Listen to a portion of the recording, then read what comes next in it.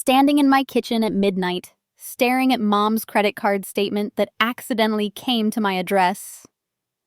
My hands trembled. $860 per flight ticket, she said.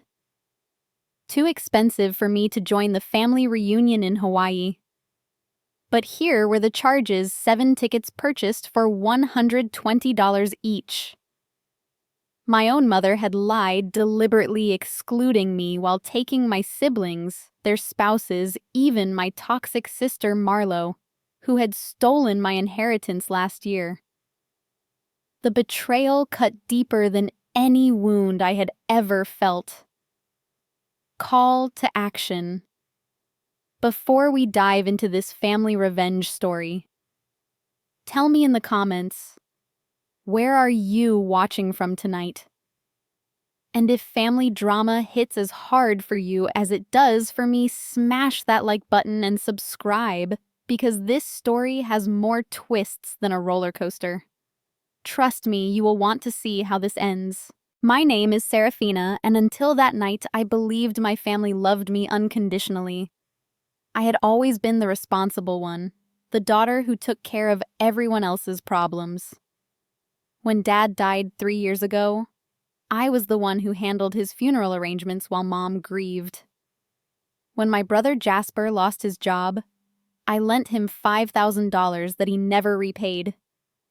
When Marlo needed a co-signer for her apartment after her credit tanked, I signed those papers without hesitation. So when Mom called last month about the Hawaii family reunion to scatter Dad's remaining ashes, I was devastated when she told me the flights were $860 each. As a single teacher making $42,000 a year, that amount would have wiped out my entire savings account. I had cried on the phone, apologizing for not being able to afford joining them for this meaningful ceremony. "I understand, honey," Mom had said with what I thought was genuine sympathy. "We will take photos and share Dad's favorite stories. You can be there in spirit." I had hung up feeling excluded but trying to be understanding. Money had always been tight for me, especially since I had been helping family members financially for years. I convinced myself that Mom was just being practical about the expense. That credit card statement changed everything. It had been delivered to my address because Mom used to live here before moving to her retirement community. Usually I just forwarded her mail, but something made me look closer this time. Maybe it was intuition. Or maybe it was the universe finally opening my eyes. Hawaiian Airlines 7 tickets, $120 each. The total was $840 for the entire family. Mom had lied about the price, inflating it by more than 700% to keep me away. But why I spent the next hour going through more statements that had been mistakenly delivered over the past months. The pattern became sickeningly clear.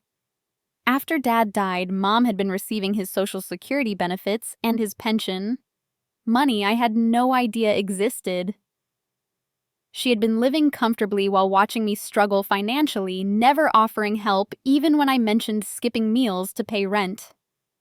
Then I found the real bombshell property transfer documents from 6 months ago. Mom had transferred Dad's rental property, worth approximately $200,000, exclusively to Marlo and Jasper. This was the same property Dad had promised would be split equally among all 3 of his children. I had spent countless weekends helping him renovate that house, believing it would someday help secure my future. My phone buzzed with a text from Marlo. "Having the most amazing time in Maui. Dad would have loved this sunset.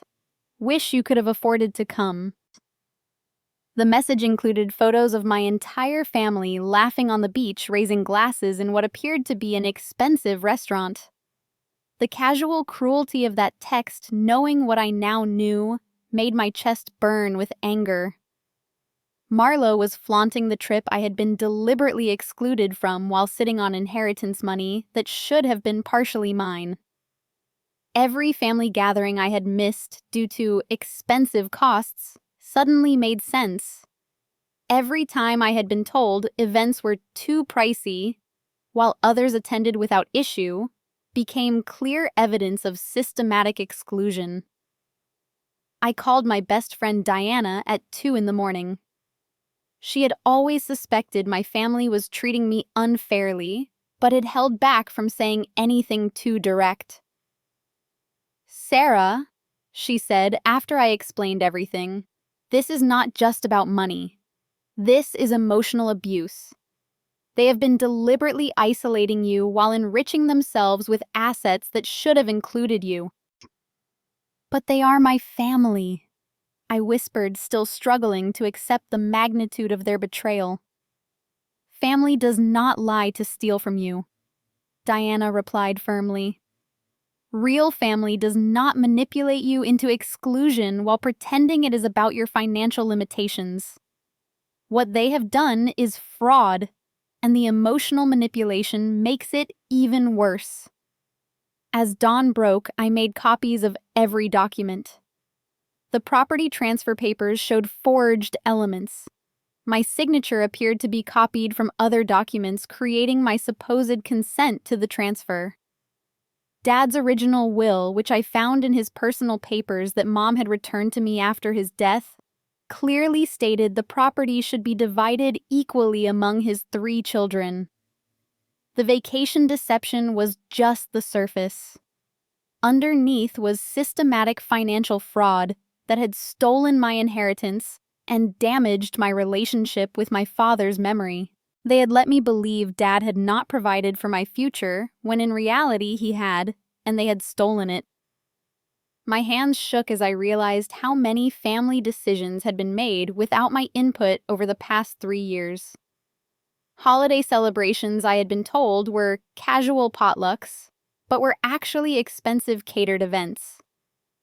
Family investment opportunities, I had been told, were too risky for someone in my financial position. Even Dad's memorial service had additional elements I was not told about because they were supposedly too expensive for me to contribute to. The pattern was deliberate, systematic, and designed to push me to the margins of my own family, while they consolidated resources and strengthened bonds with each other. I had been treated like a charity case to be managed, rather than a legitimate family member with equal rights and dignity. But now I had evidence, and I had options. As I sat surrounded by financial documents that proved years of deception, I felt something shift inside me. The hurt was transforming into determination. My family had underestimated me, assuming I would remain passive and accepting of whatever treatment they decided I deserved. They were about to learn otherwise. I spent the morning researching estate law, property fraud, and financial elder abuse. By afternoon, I had appointments scheduled with both a lawyer and a forensic accountant. If my family wanted to play games with money and manipulation, I was ready to play by the actual rules, legal ones. The vacation photos kept coming throughout the day, each one a calculated reminder of my exclusion. But instead of feeling hurt, I felt focused. They had made a critical error in underestimating my intelligence and resilience. Every photo they sent was more evidence of their deception, more proof of their coordinated effort to damage me financially and emotionally.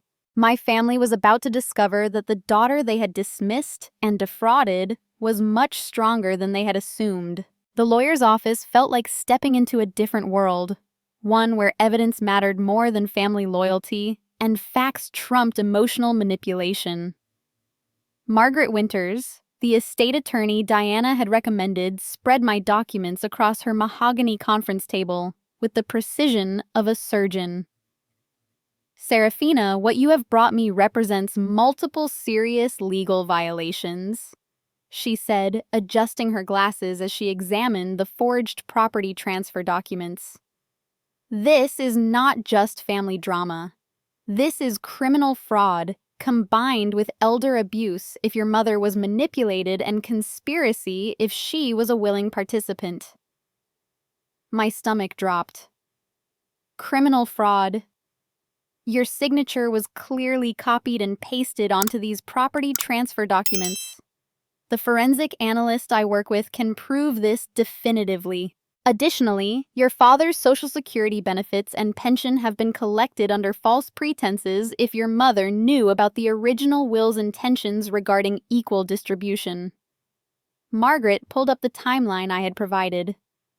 The property transfer occurred 6 months after your father's death, right around the time you mention your mother began creating financial barriers to your participation in family events.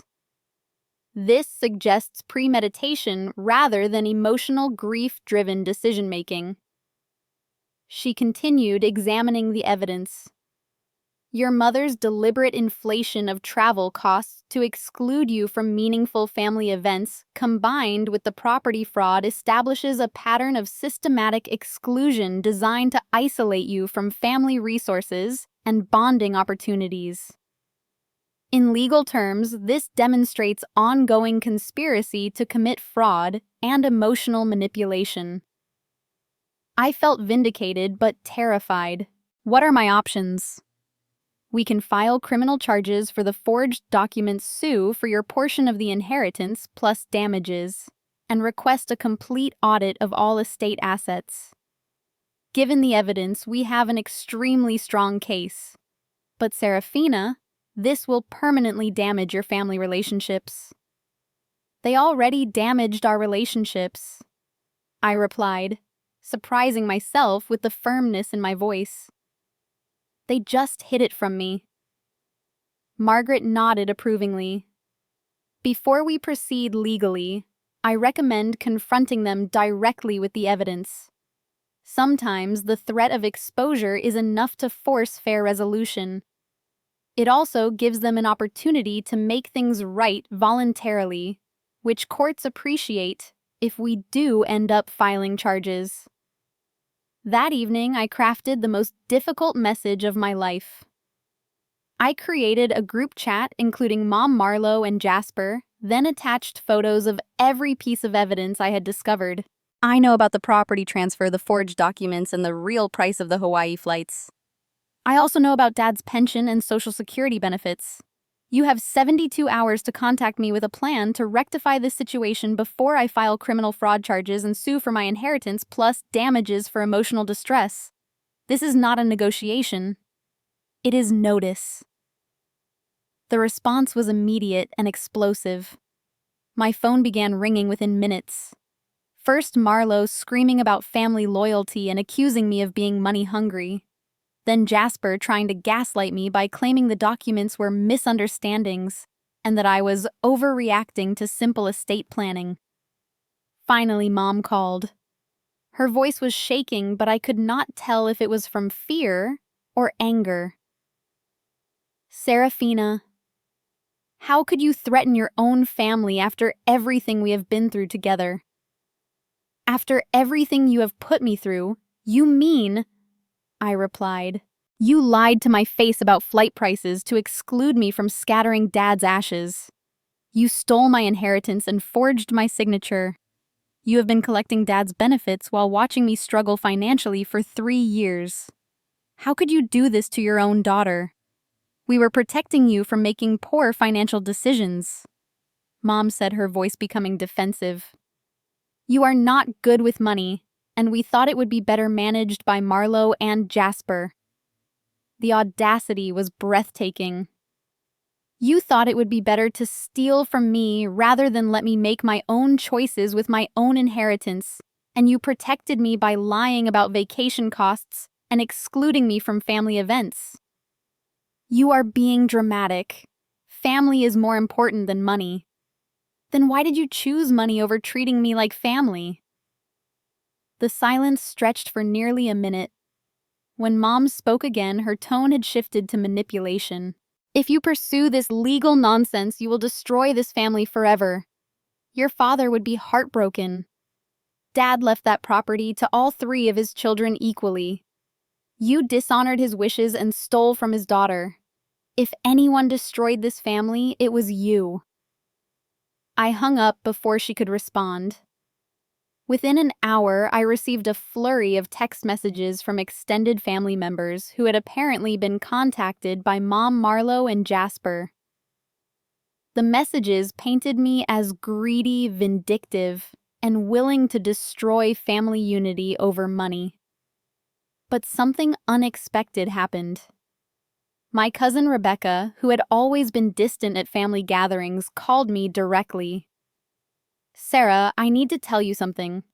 What they are saying about you is not matching what I witnessed in Hawaii. Your mom spent the entire trip talking about how relieved she was that you could not afford to come because you always ask too many questions about family finances. Marlowe kept bragging about how the property transfer was their idea and how you were too naive to figure it out." My heart stopped. They discussed this openly. Not just discussed, celebrated. Marlowe said you were always the favorite growing up, so it was time for you to learn what it felt like to be left out. Your mom laughed and said you were too trusting to ever figure out what they had done. Rebecca continued, "I felt sick listening to them, but I did not know you well enough to reach out before now. When I heard they were trying to turn the family against you for standing up for yourself, I had to call. What they did was cruel and calculated. Would you be willing to document what you heard?" Already writing it down. "Sarah, they underestimated you completely. From what I witnessed, they thought you would just accept being excluded and never investigate.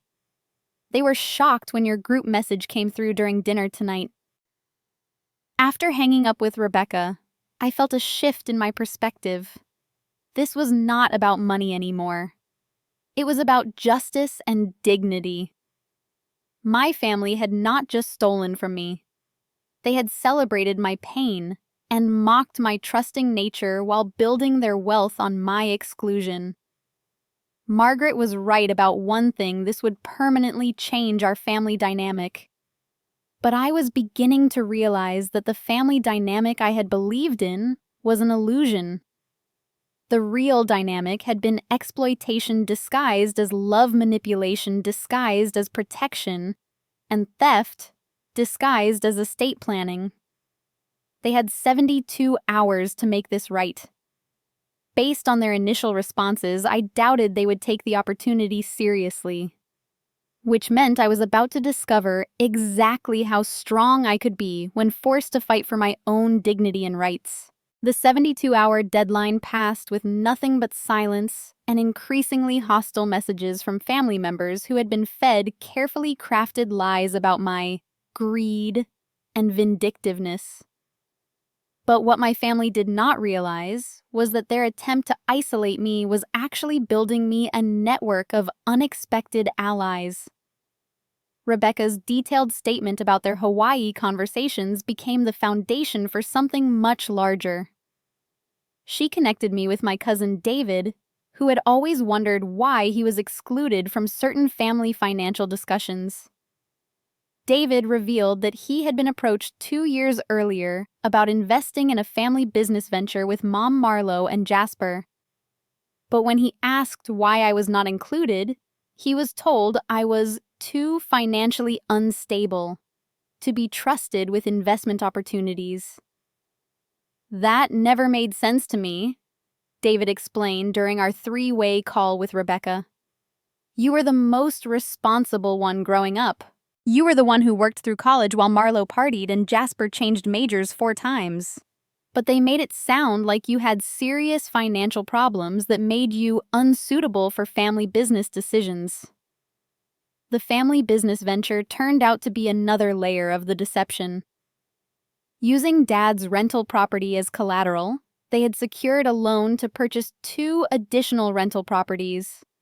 The income from all 3 properties was being split among Mom Marlowe and Jasper, generating approximately $3,600 monthly in passive income that should have partially belonged to me. They built a real estate portfolio using Dad's property as the foundation, and they have been collecting rent for 2 years, while telling everyone you were too irresponsible to be included, Rebecca summarized. Sarah, this is not just inheritance theft. This is ongoing financial fraud that gets worse every month. David had kept records of the conversations where they had disparaged my financial competence to justify my exclusion. I started documenting things after those meetings because something felt wrong. I never imagined they were lying about your financial situation while literally stealing your inheritance. Margaret reviewed David's records and Rebecca's statements with obvious satisfaction. This establishes a clear pattern of conspiracy and ongoing fraud. They have not just stolen your inheritance. They have been actively damaging your reputation within the family to justify continued exclusion from legitimate financial opportunities. But the most devastating revelation came from an unexpected source, Mrs. Patterson, Dad's elderly neighbor who had been like a grandmother to us growing up. She called me directly after hearing through neighborhood gossip that there was family trouble involving Dad's property. Serafina, honey, I need to tell you something that has been bothering me for months. Your father came to see me about 6 weeks before he passed away. He was very concerned about your mother's relationship with Marlowe and how they were planning to handle his estate. My heart began racing. What did he say? He told me he suspected your mother and Marlowe were planning to exclude you from important family financial decisions after his death. He said Marlowe had been filling your mother's head with ideas about how you were too soft-hearted to handle real estate investments and business decisions. He was worried they would manipulate your mother's grief to push you out of family financial planning. Mrs. Patterson continued. He specifically told me that if anything suspicious happened with his property, or if you were excluded from family financial discussions after his death, I should encourage you to get legal help. He said he trusted you more than anyone to handle money responsibly, and he was afraid your kindness made you vulnerable to family members who might take advantage. Did he put any of this in writing? He gave me a sealed envelope with your name on it, along with copies of documents he wanted you to have if problems arose. I have been holding on to them, waiting for the right moment. After hearing about current family conflicts, I think that moment has arrived. The envelope contained a letter from Dad dated 3 weeks before his death, along with copies of his original will photographs of the rental property before renovations I had helped with, and a detailed list of all family financial assets, including accounts I had never known existed. Dad's letter was heartbreaking and illuminating. My dearest Serafina, if you are reading this, it means my fears about family manipulation after my death have come true. I have watched your mother become increasingly influenced by Marlowe's resentment toward you, and I suspect they may try to exclude you from your rightful inheritance. You have always been the most responsible and trustworthy of my children, and your kindness has sometimes made you a target for those who would exploit your good nature. I want you to know that I intended for you to receive equal treatment in all family financial matters, and I trust you to fight for what is right if others try to cheat you. You are stronger than you know, and you deserve better than being manipulated by people who should protect you. I love you and believe in your ability to handle whatever challenges come your way. Reading Dad's words felt like receiving a message from beyond the grave, validating everything I had suspected and giving me permission to fight back against the family members who had betrayed both of us. Margaret was stunned by the evidence. Serafina, your father, essentially predicted this entire situation and created a paper trail to help you. Combined with witness testimony and the forged documents, we have an ironclad case for fraud, conspiracy, and probably elder abuse if your mother was manipulated during her grief period. But the allies were not finished revealing themselves. My high school friend Jennifer, now a forensic accountant, offered to audit the family's financial records pro bono after hearing about my situation. Family financial fraud is exactly my specialty, and what you are describing sounds like textbook inheritance manipulation. If they have been this sloppy with documents and witnesses, they have probably left additional evidence trails. Jennifer's preliminary analysis revealed systematic financial manipulation dating back to immediately after Dad's funeral.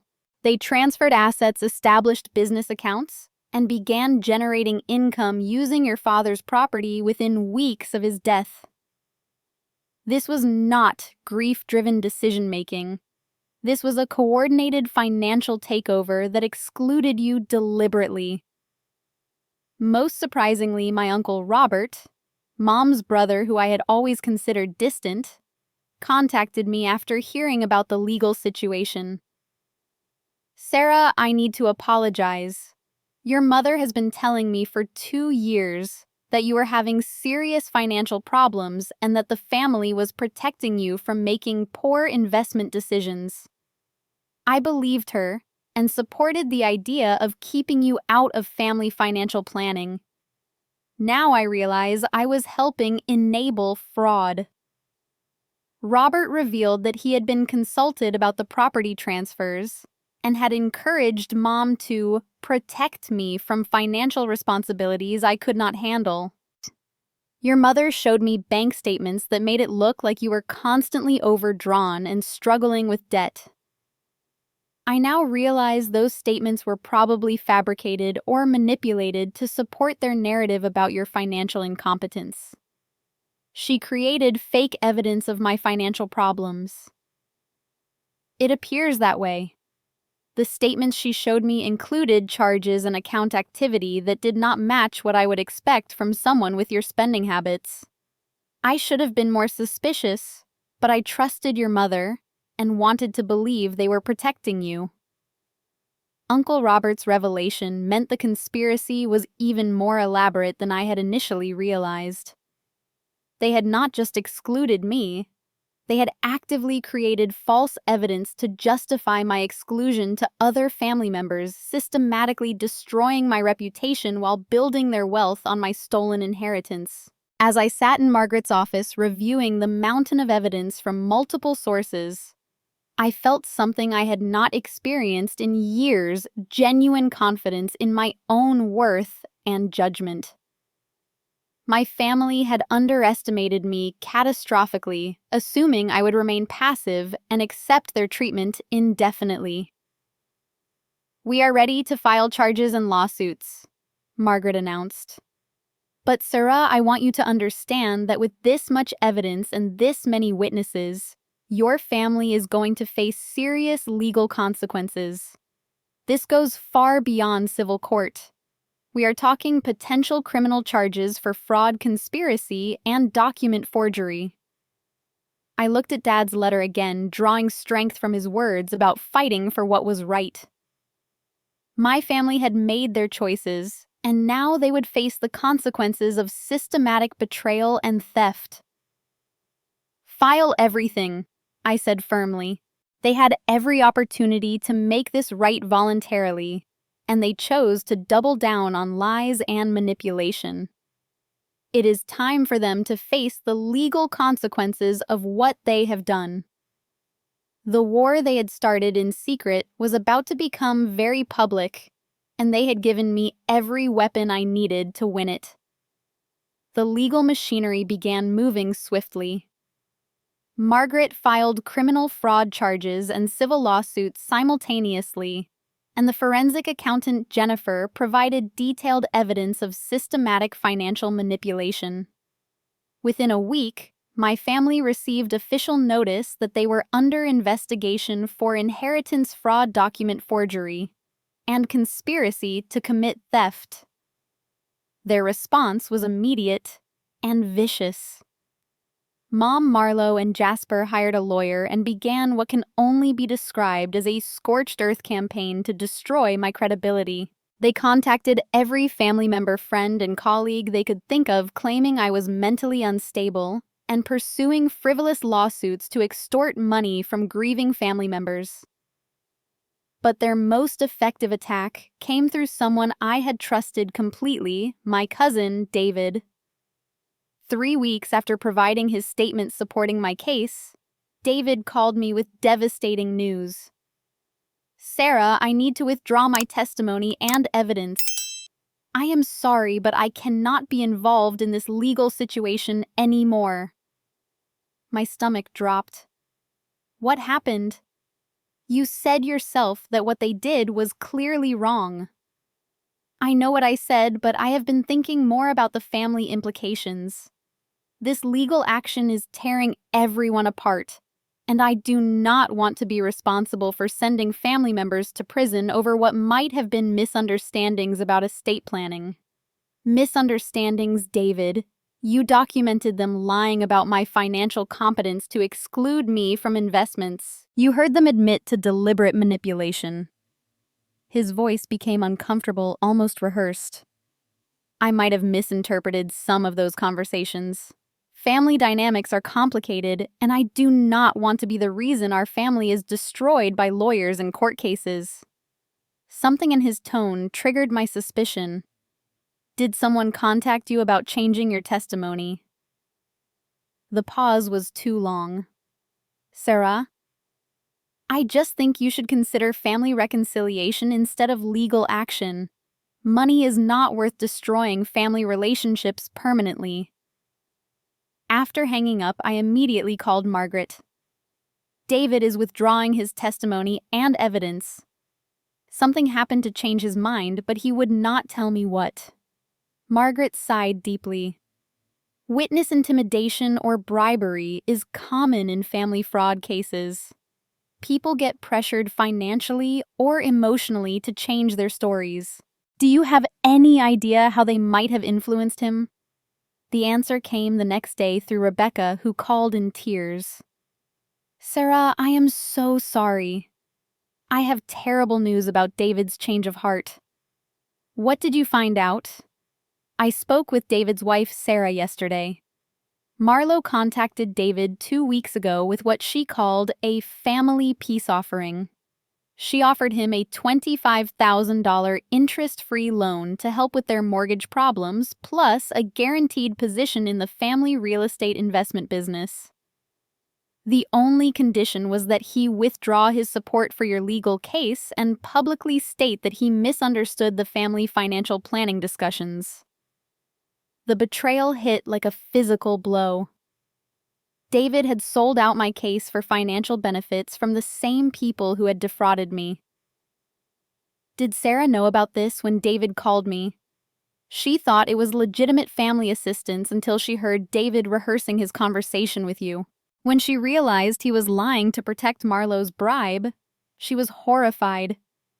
She wants to come forward with evidence of the attempted bribery, but David is threatening to leave her if she gets involved. So they bought my witness.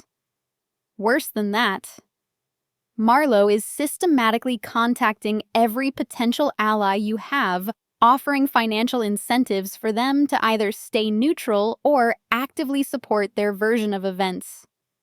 She told Sarah that you were emotionally unstable from grief, and that legal action would destroy everyone financially with lawyer fees.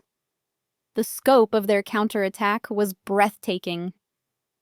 They were using the resources they had stolen from me to purchase loyalty and silence from the people whose testimony could expose their crimes. It was corruption layered on top of fraud, using my own inheritance money to buy protection from the consequences of stealing it.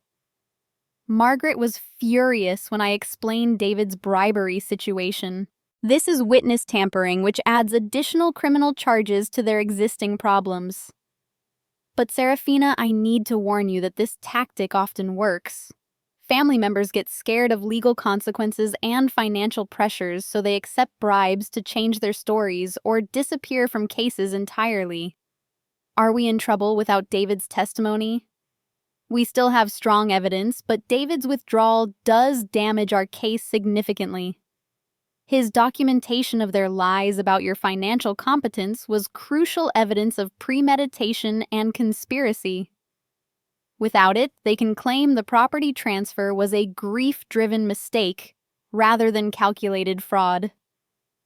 The next blow came from Uncle Robert, who sent a formal letter through his own lawyer stating that he was withdrawing previous statements about Mom's manipulation of financial documents. His letter claimed he had misremembered details about fabricated bank statements and was no longer certain about the accuracy of his initial account.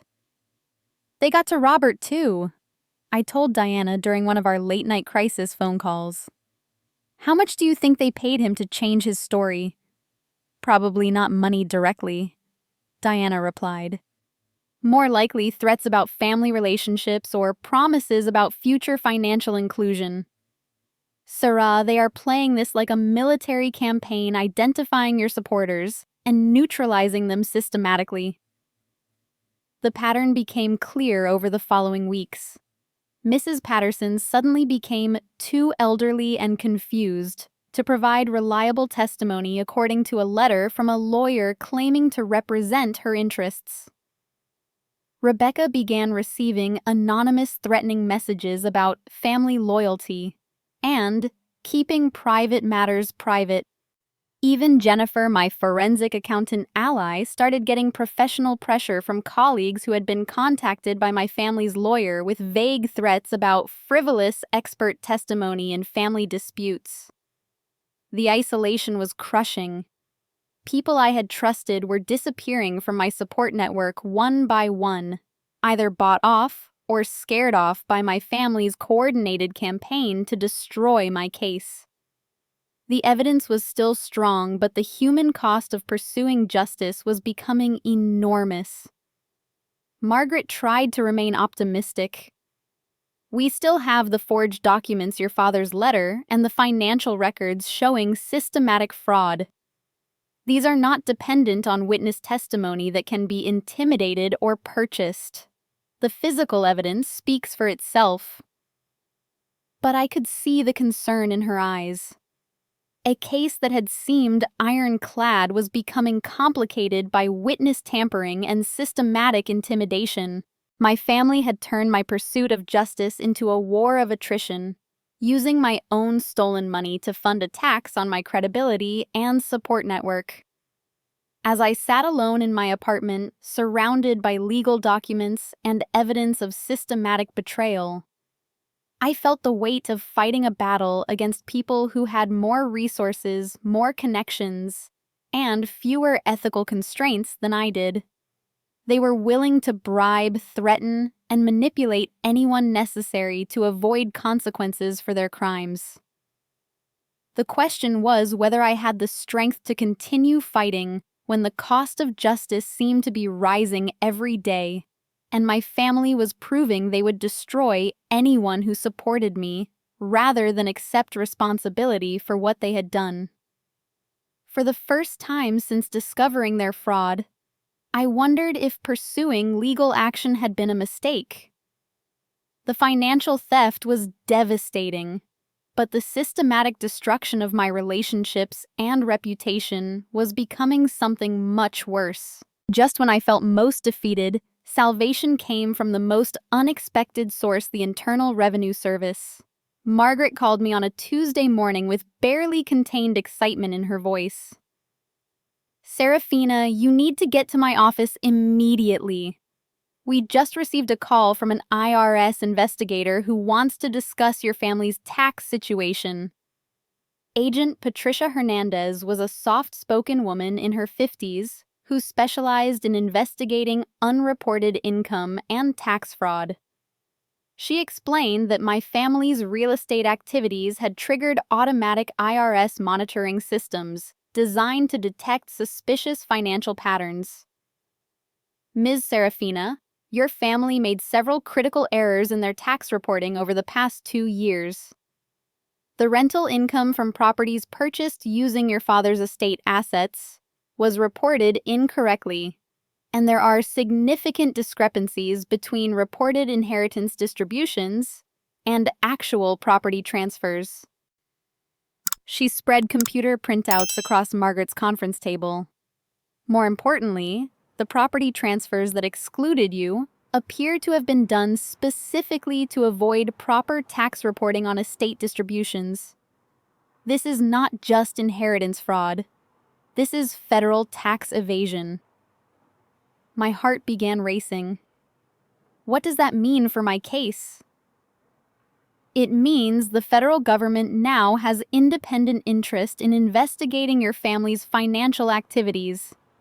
Tax fraud is a federal crime that carries serious penalties, including potential prison time. Your civil lawsuit just became much more powerful because it is supported by federal criminal investigation. Agent Hernandez continued. The IRS investigation is completely independent of witness testimony that can be intimidated or purchased. Tax records, bank transfers, and property filings cannot be bribed or threatened into changing their stories. Your family cannot buy their way out of federal tax fraud charges. But the real breakthrough came when Agent Hernandez introduced me to someone who would become my most powerful ally. Amanda Chen, a forensic digital analyst who specialized in document fraud detection. Ms. Serafina, I have been analyzing the property transfer documents your family submitted to various agencies, and I can prove definitively that multiple signatures were forged using digital manipulation techniques, Amanda explained. But more than that, I can prove when the forgeries were created, what devices were used, and potentially even who created them. Amanda's technological analysis was devastating to my family's defense strategy. The forged signature on your property transfer documents was created using signature samples copied from at least 3 different legitimate documents you had signed over the previous 2 years. The digital forensics show this forgery work was done on a computer registered to your sister Marlo approximately 8 months ago. 8 months ago. But Dad died only 3 years ago and the property transfer was dated 6 months ago. Exactly. The forgery was created 2 months before the transfer was supposedly signed, proving premeditation and planning. This was not a spontaneous decision made during grief. This was calculated fraud planned months in advance. Amanda showed me computer analyses that read like science fiction. Digital documents contain metadata that shows creation dates, modification history, and device information. Your sister's computer created multiple draft versions of forged property transfer documents testing different signature placements and document formats before settling on the final version. The technical evidence was irrefutable and immune to the intimidation tactics that had compromised my human witnesses. Computers do not lie, get bribed, or change their testimony under family pressure, Agent Hernandez noted with satisfaction. Digital forensics evidence is often the strongest foundation for fraud prosecutions. But Amanda had uncovered something even more damaging, a pattern of digital communication between Mom Marlo and Jasper discussing their plans to exclude me from family finances. I obtained legal authorization to analyze email and text message patterns on devices connected to the property fraud investigation, Amanda explained. Your family members were remarkably careless about documenting their conspiracy in digital communications. She showed me printed excerpts from text message chains that made my blood run cold. Marlo to Mom. Sarah is too trusting to ever figure out the property thing. She still thinks family means automatic honesty. Mom to Jasper. The Hawaii trip cost story worked perfectly. She actually apologized for not being able to afford what we told her it cost. Jasper to Marlo. Dad always liked Sarah best, but she was too soft to handle real money decisions anyway. We are doing her a favor by managing things ourselves. Most damaging was a group chat from 2 weeks earlier. After they had received my legal notice, Marlo, David is handled. $25,000 and a business partnership guarantee bought his silence. Mom. Robert was easier. Just reminded him about family loyalty and how legal action would hurt everyone. Jasper, Sarah was always book smart but family stupid. She has no idea how to fight people who actually understand manipulation. They documented their entire conspiracy and witness tampering operation in text messages. Amanda said with professional amazement. I have investigated white-collar crime for 15 years, and I have never seen defendants create such comprehensive evidence of their own guilt. The digital evidence painted a picture of systematic premeditated fraud, combined with arrogant confidence that they would never be caught or challenged. They had underestimated me so completely that they documented crimes in writing while actively committing them. Agent Hernandez reviewed the digital evidence with obvious satisfaction. Ms. Serafina, your family has provided federal prosecutors with a complete roadmap of their criminal activities. Between tax fraud, document forgery, conspiracy to commit theft, and witness tampering, they are facing potential federal prison sentences. Margaret was practically glowing. Sarah, this digital evidence makes your case absolutely bulletproof. No amount of witness intimidation or family pressure can overcome forensic computer analysis and federal tax records. Your family's attempt to buy their way out of consequences just created additional evidence of crimes. But the most powerful moment came when Amanda showed me one final piece of digital evidence, a video file recovered from Marlowe's cloud storage account. This appears to be a family celebration dinner from last month, Amanda explained as she opened the video file. I believe you will find the content particularly relevant to your case. The video showed my family toasting at what appeared to be an expensive restaurant. Mom raised her glass and said clearly, to successful family planning and keeping family assets in responsible hands. Marlowe laughed and added, to Sarah never figuring out what family business really means. Jasper clinked glasses with them both, saying, Dad would understand that some family members are better suited for different roles. They were celebrating my exclusion and mocking my ignorance while spending money generated by assets they had stolen from me. The video was time-stamped from the week after they received my initial legal notice showing they were celebrating their crimes, even after being confronted with evidence. Your family created a permanent record of celebrating the fraud they committed against you, Amanda summarized. This video alone would be enough to convince any jury of malicious intent and conspiracy. For the first time in weeks, I felt genuinely hopeful. The human witnesses had been compromised, but technology had proven incorruptible. My family's own devices and communications had documented their crimes more thoroughly than any investigator could have hoped. What happens next? I asked Agent Hernandez. Federal prosecutors will almost certainly file criminal charges based on this evidence. Your civil lawsuit becomes much stronger when supported by federal criminal prosecution. And Ms. Serafina, your family's witness tampering efforts just became additional federal crimes with serious penalties.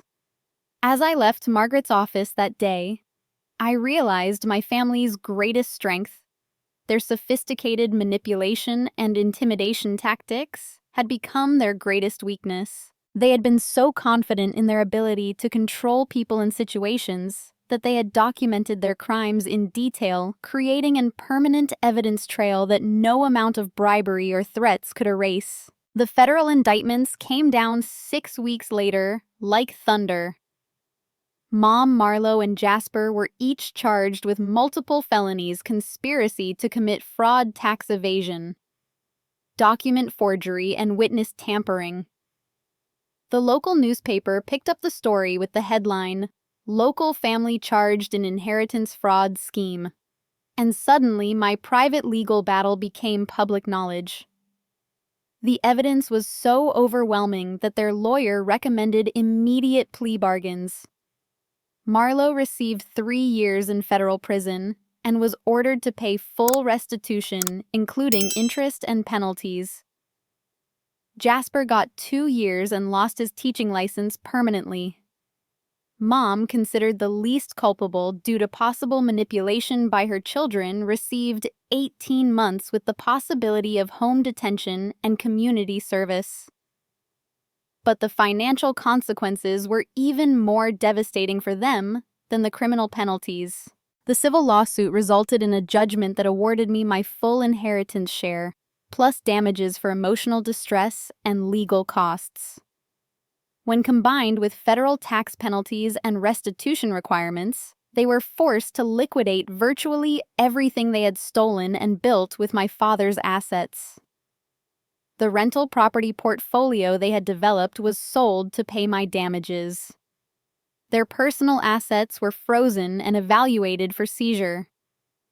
The family business they had excluded me from was dissolved, and all proceeds were applied to my restitution judgment. Most satisfying of all, they were ordered to pay my legal fees, which had grown substantial during their witness tampering campaign. Your family's attempt to buy silence and manipulate witnesses cost them approximately $75,000 in bribes and legal fees, Margaret explained during our final settlement meeting. That money will now be added to your restitution award, meaning they essentially funded their own prosecution and your victory. The social consequences were equally severe. Extended family members who had initially supported Mom Marlowe and Jasper began distancing themselves as the full scope of the fraud became public. Uncle Robert publicly apologized for being manipulated into supporting their lies, and several cousins reached out to express regret for believing false stories about my character and financial competence. Most gratifyingly, David's wife Sarah filed for divorce and provided prosecutors with detailed evidence of the bribery attempt. David lost both his marriage and his promised business partnership when Marlowe's conviction made her previous offers legally void. His attempt to profit from betraying my case ultimately cost him everything he had tried to protect. The criminal trial provided closure I had never expected. During Marlowe's sentencing hearing, she was required to read a victim impact acknowledgement that detailed the full scope of harm her crimes had caused. Standing in that courtroom, listening to my sister formally admit to systematic fraud and manipulation designed to isolate me from my own family, felt like finally receiving validation for years of gaslighting and emotional abuse. But the real transformation happened outside the legal system. The people who had remained loyal throughout the witness intimidation campaign became the foundation of a chosen family that was stronger and more supportive than my biological family had ever been. Rebecca became like a sister to me, someone I could trust completely, because she had proven her loyalty under pressure. We began hosting monthly dinners for what we jokingly called the Survivors Club. Family members and friends who had experienced or witnessed toxic family dynamics and were committed to building healthier relationships. Mrs. Patterson, who had courageously preserved Dad's final letter despite legal pressure, became like a grandmother figure in my new chosen family. She often joined our dinners, sharing stories about Dad that helped me maintain connection to his memory, while separating it from the pain of my family's betrayal. Diana, who had supported me from the beginning, deepened our friendship into something approaching sisterhood. "You became a different person during this fight," she told me. "Stronger, more confident, less willing to accept poor treatment from anyone. It was terrible that your family forced you to develop these skills, but watching you discover your own power was inspiring." Agent Hernandez and Amanda became professional mentors who helped me understand my own capabilities. "You gathered evidence and built a case better than many trained investigators," Agent Hernandez said. "Have you considered forensic accounting or legal investigation as a career change? You have natural talent for uncovering financial fraud." The suggestion resonated with me deeply. Teaching had been fulfilling, but this experience had revealed abilities and interests I never knew I possessed. I enrolled in a master's program in forensic accounting planning to specialize in family financial fraud cases. My experience had shown me how common these situations were and how many people needed advocates who understood both the legal and emotional complexities involved. 18 months later, I graduated with honors and began working with Margaret's law firm as a forensic consultant, specializing in inheritance fraud cases. My first case involved helping another daughter whose family had stolen her inheritance through manipulation and document forgery. Being able to guide someone through the same nightmare I had survived felt like transforming my trauma into purpose. The financial recovery exceeded my expectations. Between restitution property appreciation and successful investment of my inheritance, I was financially secure for the first time in my adult life. But more importantly, I had learned to value my own judgment and protect my own interests without guilt or apology. My relationship with my biological family remained permanently severed. Mom sent occasional letters from home detention expressing regret and requesting reconciliation, but her apologies focused on getting caught rather than acknowledging the fundamental cruelty of what they had done. Marlo and Jasper never acknowledged wrongdoing beyond their required legal admissions. I felt no sadness about their absence from my life. The chosen family I had built was more loving, supportive, and trustworthy than my biological family had ever been. Rebecca Diana. Mrs. Patterson and the other people who had proven their loyalty during crisis were my real family now. Standing in my new home, purchased with my rightfully recovered inheritance, surrounded by people who celebrated my successes and supported me through challenges, I realized that my family's betrayal had been a terrible gift. It had forced me to discover my own strength, develop professional skills I never would have pursued otherwise, and build relationships based on mutual respect rather than biological obligation. Dad's letter had been right about my strength, but he could never have imagined how thoroughly I would need to prove it. The daughter who had once been too trusting to question family manipulation had become someone who could investigate fraud, prosecute criminals, and build a new life from the ashes of systematic betrayal. My family had underestimated me completely, assuming I would remain passive and accepting forever.